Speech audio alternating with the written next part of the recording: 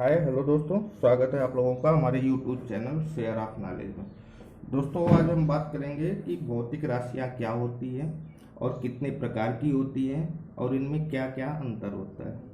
ठीक है दोस्तों, ये आपके एग्जाम में 2 से 4 नंबर का क्वेश्चन पूछा जाता है, तो सिर्फ आपको 5 से 7 मिनट ध्यान देना है। बहुत बड़ी वीडियो नहीं है, तो बिना स्किप किए 5 मिनट आप ध्यान दें, आपको सब समझ में आ जाएगा और आराम से 2 से 4 नंबर आप पा सकते हैं। और इसकी जानकारी बहुत ज़रूरी है, क्योंकि इस पे आधारित क्वेश्चन भी पूछे जाते हैं, न्यूमेरिक भी पूछे जाते हैं, तो उसके लिए ये बहुत ज़रूरी है।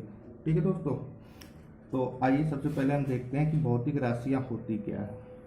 ठीक है, अब भौतिक राशियों को जानने से पहले हमें ये जानना जरूरी है कि राशियाँ क्या होती है। राशि को ही भौतिक रूप में लिया जाए तो भौतिक राशियाँ होती है। तो जिसे कोई संख्यात्मक मान दिया जा सकता है उसे राशि कहते हैं। ठीक है दोस्तों, राशि किसे कहते हैं? जिन्हें कोई संख्यात्मक मान दिया जाए। जैसे आप कुछ खरीदते हो तो उसके बदले आप पे करते हो, तो वो क्या होती है? राशि होती है। अब भौतिक राशि हमें जानना है कि भौतिक राशि क्या होती है। तो जिसे कोई संख्यात्मक मान दिया जा सकता है उसे राशि कहते हैं, तथा जिन राशियों के पदों में भौतिक विज्ञान का वर्णन किया जाता है, ठीक है दोस्तों, उन्हें भौतिक राशियाँ कहते हैं। जैसे लंबाई। लंबाई, अब ये राशि सिर्फ ये तो नहीं है कि आप किसी के बदले लंबाई, या जैसे कुछ सामान ले रहे हो उसके बदले लंबाई हो गया, ऐसा कुछ नहीं है। इसमें विज्ञान का वर्णन है। लंबाई लंबाई नापने के लिए आपको एक स्केल की ज़रूरत होती है, या कुछ भी कोई भी चीज़ तभी नापा जाता है, तो उसमें विज्ञान की ज़रूरत होती है। तो इसलिए ये भौतिक राशियाँ, द्रव्यमान, क्षेत्रफल, समय। अब समय को भी समय नापते हैं तो किस में नापते हैं? सेकंड में, मिनट में, घंटे में। तो ये भी एक विज्ञान है।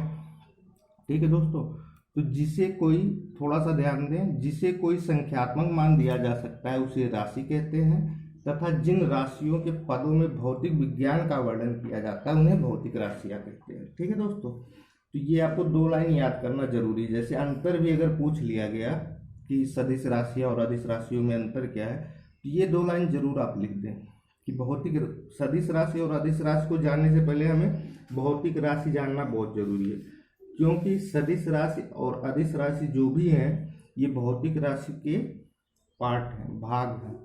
ठीक है दोस्तों, अब हम जानेंगे कि भौतिक राशि और राशि में अंतर क्या होती है। इसके लिए हम कुछ एग्जाम्पल आपको बताएंगे।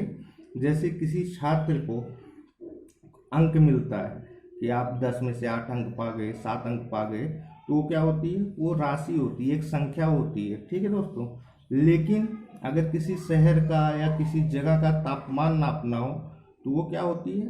ताप। ताप आपका आ गया भौतिक राशि होती है, क्योंकि नापने के लिए आपको स्केल या उसके नापने के लिए जो भी चीज़ों की ज़रूरत होगी वो तो विज्ञान पे आधारित है। तो जो भी विज्ञान पर आधारित होगा तो उसे भौतिक राशियाँ कहते हैं। ठीक है दोस्तों, दूसरा एग्जाम्पल आप समझ लें।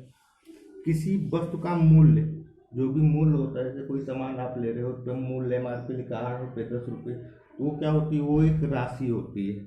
लेकिन वस्तु का जब आप उसको खरीदते हो, उसमें जो द्रव्यमान या भार जो उसका होता है वो एक भौतिक राशि होती है। ठीक है दोस्तों, यहाँ तक तो क्लियर हो गया होगा। अब हम आगे देखेंगे भौतिक राशियों के प्रकार। तो ये आप देखें, भौतिक राशियाँ 2 प्रकार की होती हैं, एक अदिश राशियाँ, एक सदिश राशियाँ। ठीक है दोस्तों, अदिश राशियों को क्या कहते हैं? अंग्रेजी में क्या है? Scalar quantity. और सदिश राशियों को वेक्टर क्वांटिटी। ठीक है दोस्तों, अब देखते हैं अदिश राशियाँ होती क्या हैं। तो वे भौतिक राशियाँ जिनमें केवल परिणाम होता है, दिशा नहीं होती है, उन्हें अदिश राशियाँ कहते हैं। जैसे लंबाई, दूरी, द्रव्यमान, समय, ताप, आयतन, घनत्व, कार्य, शक्ति, ऊर्जा, चाल, दाब इत्यादि, ये सब क्या होती हैं दोस्तों? ये होती हैं अदिश राशियाँ। ठीक है दोस्तों, अब अदिश राशियाँ पता चल गई। अब सदिश राशियाँ क्या होती हैं? वे भौतिक राशियाँ जिनमें परिमाण एवं दिशा दोनों होती है। ठीक है दोस्तों, वो सदिश राशियाँ होती है। जैसे विस्थापन, वेग, त्वरण, संवेग, बल, चुंबकीय क्षेत्र इत्यादि। अब इसमें आप सोच लें, इसमें बल बल है, इसमें दिशा दिशा कहाँ से हो रही है? ठीक है दोस्तों, तो बल तभी होता है जब आप एक दिशा में लगाएंगे। जैसे गाड़ी जा रही है, गाड़ी को अपोजिट डायरेक्शन में आप धकेलेंगे तो बल लगेगा ही नहीं। तो बल लगेगा नहीं तो कोई कार्य हुआ ही नहीं। तो इसमें दिशा और परिणाम मतलब जिस सामान पे लगा रहे हो तो परिणाम है, परिमाण है, और दिशा एक निश्चित दिशा में लगाएंगे तभी काम होगा, तभी बल लगेगा। तो ये एक सदिश राशि कि जिसमें परिमाण और दिशा दोनों होती हैं, वो सदिश राशियां होती हैं। अब सदिश राशियों के तीन तत्व हैं: राशि का परिणाम, मैग्नीट्यूड ऑफ क्वांटिटी, राशि की दिशा और राशि का मात्रक। ठीक है दोस्तों, अब इनमें सबसे ज़्यादा पूछे जाने वाला क्वेश्चन जो है ये है कि सदिश राशि और अदिश राशि में अंतर क्या है। अब ये आप सिर्फ दो चीज पढ़ने मात्र से आप अंतर भी लिख सकते हो, इसमें कुछ भी नहीं है। अब अदिश राशियां वो भौतिक राशियां जिनमें केवल परिणाम होता है, दिशा नहीं, उन्हें अदिश राशियां कहते हैं। ये पहला अंतर है। अब सदिश राशियां वो भौतिक राशियां जिनमें परिमाण एवं दिशा दोनों होती हैं, सदिश राशियां कहलाती हैं।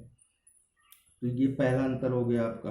अब दूसरा अंतर क्या है, अदिश राशियां में जो भी है, जोड़ घटाव गुणा भाग जो भी आपको करना होगा, सदिश और अदिश राशि पे न्यूमेरिक्स भी हैं जो आपके एग्जाम में पूछे जाते हैं। नेक्स्ट वीडियो में हम बताएंगे कैसे सॉल्व करते हैं उन न्यूमेरिक्स को।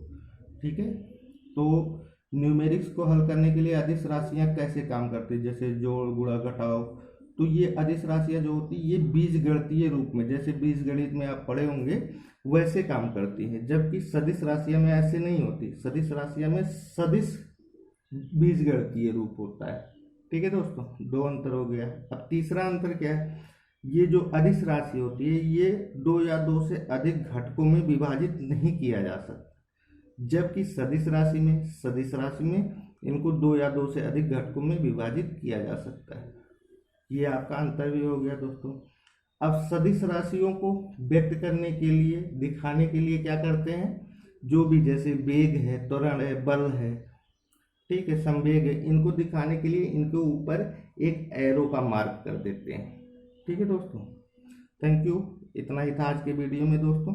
वीडियो अच्छी लगी हो तो सब्सक्राइब और लाइक करें। नेक्स्ट वीडियो में हम पढ़ेंगे सदिश और अदिश राशियों पे न्यूमेरिक कैसे सॉल्व करें।